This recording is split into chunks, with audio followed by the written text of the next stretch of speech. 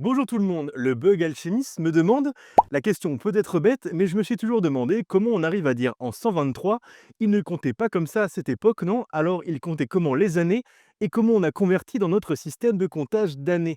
C'est hyper intéressant, mais c'est pas si simple, et on va en parler tout de suite. C'est parti. Les Romains ne disaient jamais «nous sommes en 123 après Jésus-Christ». À l'époque, ils dataient les années par les consuls. On disait par exemple l'année où Julius Severus et Fabius Catulinus était consul, ou encore, selon la fondation de Rome, AUC, Ab Urbe Condita. 123 après JC, c'était environ 876 AUC.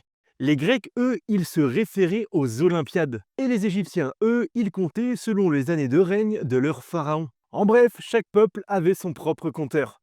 Notre système actuel vient bien plus tard, au VIe siècle, lorsqu'un moine appelé Dionysius Exigus décide de calculer la date de Pâques et crée un nouveau repère, la naissance de Jésus. Petit à petit, cette façon de compter s'impose en Europe, puis devient la base du calendrier grégorien qu'on utilise aujourd'hui. Et par la suite, les historiens ont donc converti rétroactivement toutes les dates les plus anciennes. Ils ont tout simplement croisé les données, les listes des consuls, les éclipses décrites dans les chroniques, les règnes impériaux, et hop, on recale tout ça sur notre système. Donc, quand tu lis l'année 123, c'est un code moderne appliqué après coup pour que tout le monde parle la même langue temporelle. Les Romains n'ont jamais su qu'ils vivaient en 123.